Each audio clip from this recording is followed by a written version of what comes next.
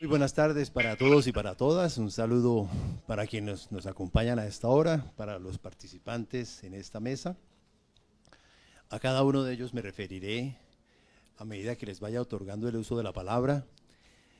En esta mesa vamos a tratar distintos temas vinculados obviamente al Código General del Proceso en estos 10 años, que en buena hora el Instituto Colombiano de Derecho Procesal en esta renovada casa de estudios de todos y para todos, ha tenido a bien celebrar. Esta mesa tiene un perfil bastante constitucional, hemos hablado con los panelistas y todos ellos han querido hacer énfasis en ciertos temas, por supuesto, del código, pero han querido destacar algo que fue muy importante para la expedición del Código General y fue la constitucionalización del derecho procesal. Aquí vamos a tocar algunos temas también probatorios y ustedes se van a dar cuenta de cómo ellos van a reflejar, van a destacar algunas variables que evidencian esa constitucionalización, por ejemplo, del derecho a la prueba. Y vamos, gracias, Eugenia. Bien, vamos ahora con el doctor Miguel Enrique Rojas, muy conocido, no necesita presentación. Doctor Miguel Enrique, bienvenido. El doctor Miguel nos va a hablar de un tema valiosísimo en el código, importantísimo en el código. Ahora que hay cierto, lo digo con el mayor de los respetos, cierto embrujo por la virtualidad, ese tema incluso ha llegado al punto de decir, no, acabemos con la competencia territorial por el factor territorial, ya no es necesario. Yo tengo mis reservas, ese tema es para pensarlo, para reflexionarlo, pero el doctor Miguel tiene unos valiosos comentarios que nos va a hacer a propósito de otros temas y eventualmente de este sobre cómo la justicia, cómo el código quiso acercar la justicia al ciudadano. Doctor Miguel Enrique. Muchas gracias. Buenas tardes. Agradezco al Instituto Colombiano de Derecho Procesal la invitación. Un saludo muy especial al maestro Jairo Parraguejano y al presidente Ulises Canosa. Yo quiero empezar por rendir homenaje a todos los que integraron las subcomisiones con las que a partir del año 2003 trabajamos para elaborar la primera versión del Código General del Proceso. Si bien es cierto, la Comisión General estaba integrada por algo más de una docena de personas, lo cierto es que antes del trabajo de la Comisión General estuvo un trabajo arduo, muy complejo, con una gran cantidad de subcomisiones que en total fueron más de 100 juristas dedicados a eso. De manera que a ellos mi homenaje. Bueno, lo que les quiero hablar esa tarde es, como lo anunció Marco Antonio, algo bastante peculiar. El Código General del Proceso quiso hacer realidad algo que constituyó propósito de la Ley 1285 de 2009, que consiste en el acercamiento de la justicia judicial al ciudadano. La Ley 1285 restableció lo que antiguamente había sido, que era la presencia de un juez municipal en todos los municipios del país. Cada municipio del país tenía un juez municipal.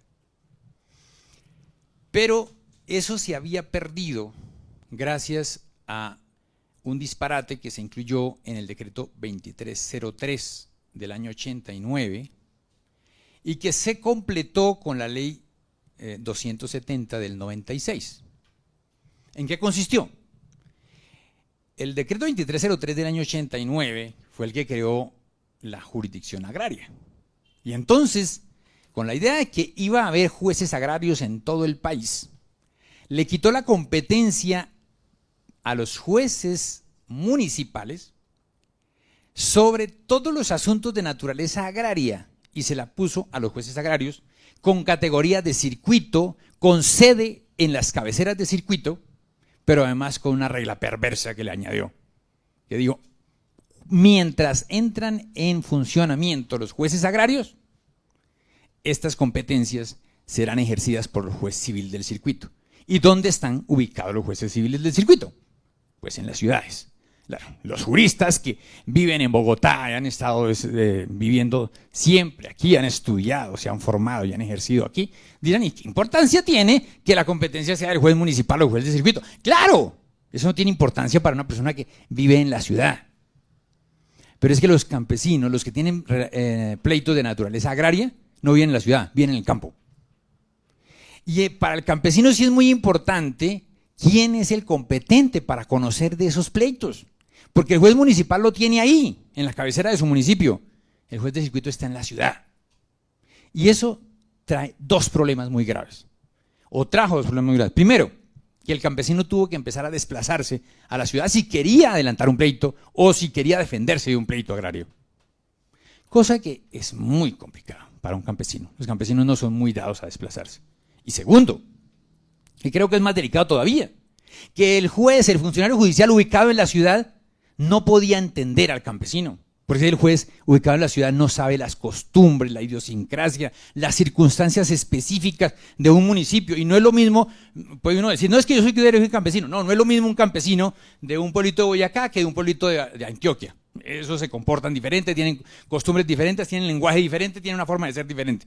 De manera que eso que hizo el decreto 2303 fue realmente desastroso. Pero después vino la ley 270 del 96 y dijo, ahora como los jueces municipales no tienen nada que hacer, entonces vamos a suprimir jueces municipales, vamos a crear unidades judiciales municipales para que atiendan varios municipios. Aniquilaron completamente a los jueces municipales. ¿Y eso en qué se convirtió? Pues en que dejaron a los campesinos en las manos de unos jueces rápidos, pero peligrosos, los comandantes guerrilleros o paramilitares. Eso alimentó el conflicto, ese conflicto social que terminó en un conflicto armado, que alimentó el conflicto armado, que aún estamos viviendo. Bueno, el Código General del Proceso, ¿qué hizo? Pues rescató la competencia para los jueces municipales y eliminó esa figura que estaba en el papel, que eran los jueces agrarios. Entonces le digo, los asuntos de naturaleza agraria van a ser competencia de los jueces municipales. Por supuesto que eso determinó que a partir de la vigencia del Código General del Proceso, los jueces promiscuos municipales, que son los que están en los municipios, son los que tramitan los procesos de naturaleza agraria.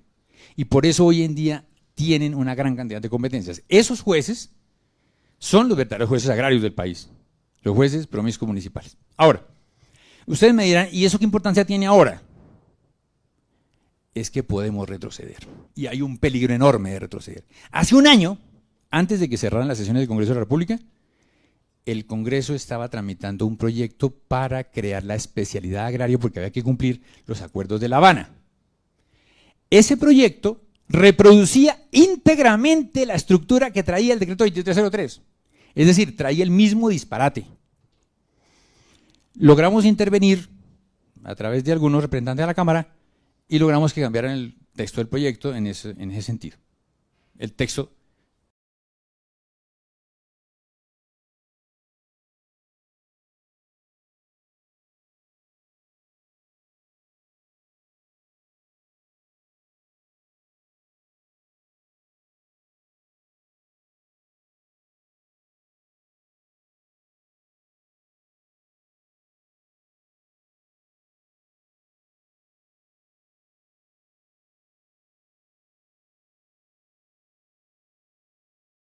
decreto 2303 y que volvamos a la misma situación. O sea, hay que poner los ojos encima. El primer punto. El segundo punto al que quiero referirme es el relacionado con los jueces de pequeñas causas. La ley 1285 habló de esos jueces. Jueces de pequeñas causas y competencia múltiple. El Código General del Proceso los desarrolló. Ahí hay normas específicas relacionadas con los de pequeñas causas. Pero el Consejo de la Judicatura le cambió la contextura a eso.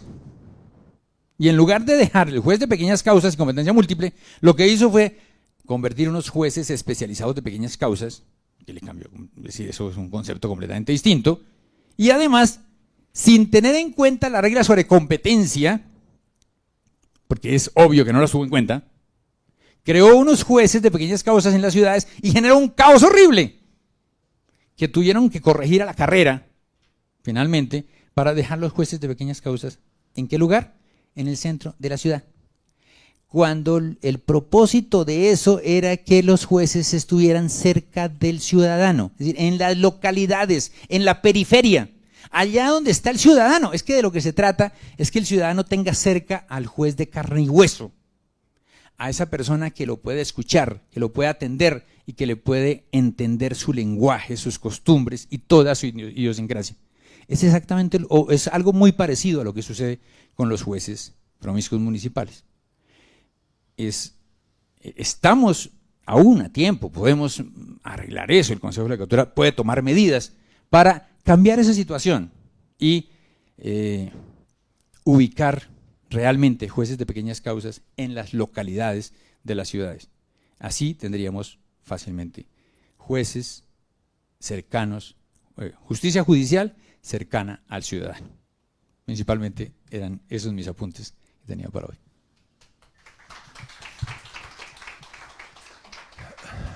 Miguel, una pregunta muy puntual. Se afirma ahora, por ejemplo, que una persona, una sociedad, un domicilio, coloquemos en Bucaramanga, un demandado con domicilio en Bogotá, presentar una demanda y el sistema le dice, su juez es el, no sé, el segundo civil del circuito de Popayán, o el primero de Barranquilla, o el quinto de Cúcuta. Puede ser, puede ser. Pero, ¿y si es una pertenencia o una expropiación? ¿O si son unos alimentos de un niño, niña o adolescente? O este mismo caso, si usted es abogado y le mandan el asunto a otro sitio donde no está usted, yo quisiera escuchar su opinión.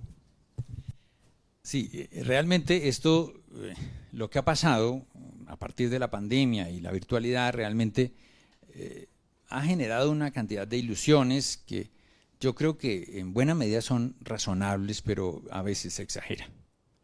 Y a raíz de eso se ha venido diciendo que sería bueno eliminar el factor territorial de la competencia. He escuchado por ahí alguna persona. Miren, yo creo que pensar que un juez de Barranquilla vaya a resolver un pleito entre una persona que está en Pasto y otra en La Guajira, o sea, pues no le veo ningún... Yo no veo dónde está la gracia, dónde está la ventaja de eso. Es decir, si hoy en día lo está resolviendo, el pleito que surge en Bogotá lo resuelve el juez de Bogotá, ¿cuál es el problema? Eso no es un problema del sistema judicial. Eso sencillamente es algo que parece racional y en la mayor parte de los casos tiene algún efecto importante. Por ejemplo, cuando hay que hacer inspecciones judiciales, cuando se trata de pleitos sobre bienes, etc. Todo eso tiene una importancia o tiene una explicación racional de que el juez sea el que está ahí. Pero es mucho más en lo que tiene que ver con estos aspectos que he mencionado, en lo que tiene que ver con pleitos de campesinos o en lo que tiene que ver con pleitos de la periferia de las ciudades. Es que es sumamente importante que para el ciudadano el juez esté ahí.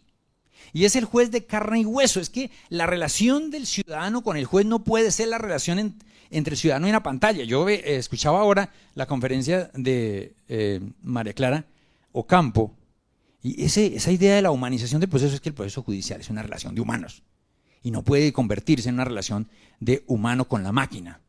Y hay personas, claro, ustedes son juristas de estos que se formaron, se crecieron con Mario Bros y después con no sé qué otros personajes, pero miren, hay muchas generaciones adelante que no se formaron con ellos y que les queda muy difícil comunicarse, siquiera les queda difícil comunicarse así en forma física y mucho más a través de aparatos electrónicos. Esa ilusión no la podemos hacer. Eso es muy grave. Decirle a un campesino que si no es a través de herramientas tecnológicas no se puede comunicar con su juez es crearle barreras que el campesino no está en disposición de superar, porque el campesino nunca ha manejado un sistema de esa naturaleza, a duras penas ha utilizado un celular para hacer llamadas o para recibir llamadas, y ahora lo vamos a poner a que haga un curso intensivo en manejo de computadores para que se pueda comunicar con el juez. Eso no lo va a hacer, y lo que vamos a propiciar es otra vez que vuelvan los campesinos a quedar en manos de grupos violentos. Y eso mismo podemos decir de la gente que está en la periferia, no nos digamos tonterías. Aquí en Bogotá hay muchísimas personas que no han tenido acceso a un computador en su vida, que no han tenido formación académica, que no han tenido jamás la posibilidad de jugar con un aparato electrónico. Son, por Dios, son 22 millones de colombianos que son pobres. Nosotros los abogados somos de una élite especial en la sociedad colombiana. Nosotros no compartimos esas características, pero hay 22 millones de colombianos que tienen esas condiciones. Y los campesinos tampoco son poquitos, son 12 millones de campesinos los que hay en Colombia. No podemos dejar atrás eso. Ellos han sido tratados siempre como los nadies. Pensemos en que estamos por lo menos en una oportunidad para cambiar. Amable Miguel, yo también prefiero que los jueces pongan la cara y no el computador.